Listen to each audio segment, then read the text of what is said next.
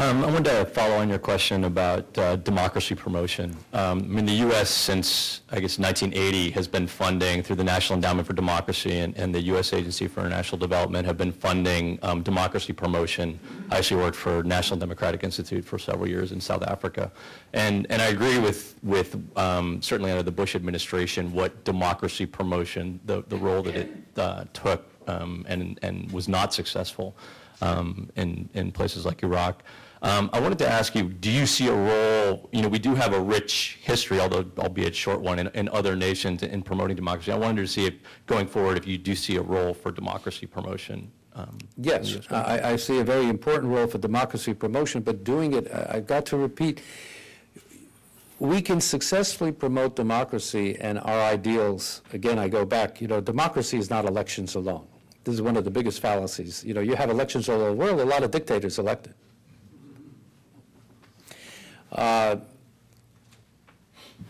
So what is democracy? Democracy is the rule of law.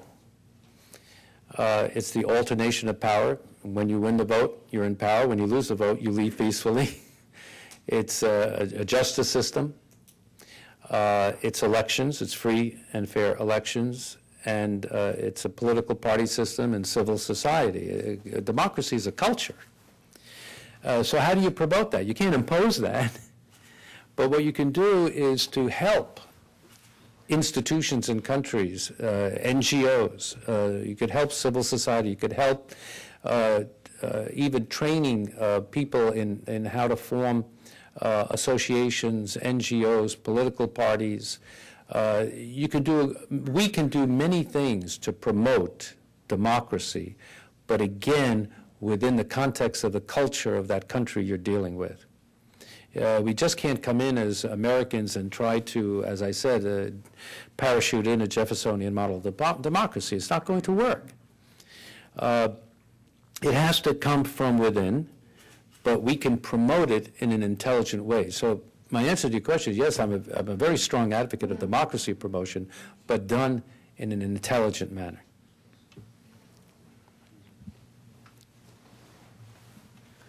There's recently been some speculation that Syria may play an important role in the Arab-Israeli conflict, resolution of that conflict.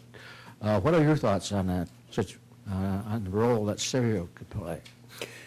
Well, I've spent many years working on that, and I think Syria can and may very well play an important role in Israeli-Syrian peacemaking. It's very interesting. The negotiations that we have had from 1991 on, since the Madrid Peace Conference, under both Republican and Democratic administrations, have really moved those talks forward. The key issues of land, the return of the Golan Heights, which was occupied by Israel in '67, for peace, for Syria to make full peace with Israel and normal relations with Israel, with security arrangements delineated, and access to water. Those are the critical issues. 80% of those issues have been dealt with in past negotiations, and I'm not exaggerating. 80%. What is needed now is strong political will to get over that last hurdle, which will be very difficult. But with strong American leadership, especially presidential leadership in Washington, and a strong foreign policy team, the United States can play a catalytic role between the Israelis and the Syrians in bringing them to the table. That is within reach.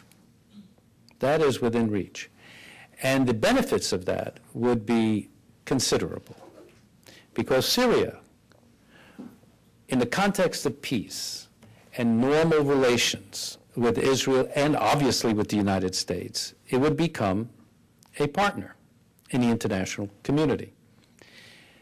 Doing so, it would have to diminish its support for Hamas, for Hezbollah. It would have to respect fully Lebanon's sovereignty and political independence.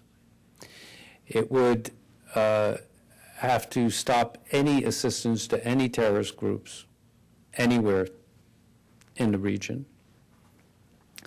And it would have to engage in a much more constructive role, for example, in the region vis-a-vis Iraq and the border between Syria and Iraq, et cetera, et cetera. So there would be a lot of benefits. What Syria would get out of it, it would become, once again, a regional player, but a constructive one. So the benefits of an Israeli-Syrian peace are immense, and it is within grasp.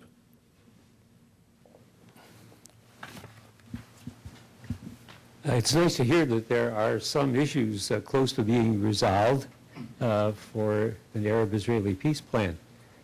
The one that seems to run into a blank wall for everyone is the issue of the right of return. Are you knowledgeable in the area of any plan that has any chance of being acceptable to both sides on that issue? Well, that is one of the most sensitive issues, right of return, Jerusalem. The final status issues between Israel and Palestine are exactly that, the right of return, Palestinian refugees, Jerusalem, the territorial component of peace, which is the border and Israeli settlements, et cetera. So they're all, in a way, interconnected, but the right of return, I think, could be dealt with both in terms of principle, de facto, and de jure. De jure, the Palestinians will insist on recognition of the right of return. But de facto, I think the parties recognize, not all the parties, certainly, because there are Palestinian groups like Hamas and others that are very, very rigid on this. But that de facto, they realize that the right of return could not be carried out without the Jewish nature of Israel being destroyed, because so many Palestinians would then have the right to go into Israel, and the population would no longer be a Jewish state. So for the Israelis, the right of return is a formula for the destruction of the Jewishness of the Israeli state. And that's whereby it's such a sensitive issue for both sides. I think in the overall context of peace between Israel and Palestine, where we've gotten to the point where the territorial issues, the settlements, the relocation of certain settlement blocks, the contiguity of a Palestinian state, an agreement on Jerusalem, a lot of these issues have been dealt with, again, not to the same extent as the Syrian ones. They're further apart agreement in the Israeli-Palestinian context than they are the Syrian one. But if these issues are being dealt with and there's progress going forward, I think the Israelis and the Palestinians will make certain trade-offs, whereas on something on the right of return, you could have a symbolic right of return, but that the general proposition would be that the great majority of Palestinian refugees would have the option of staying where they are, being given financial assistance, major financial assistance, being relocated, given all the financial and other assistance to relocate, and most of them having the option to relocate into the new state of Palestine. But I think those trade-offs are there, but it's not going to happen unless there's progress on all the issues moving forward.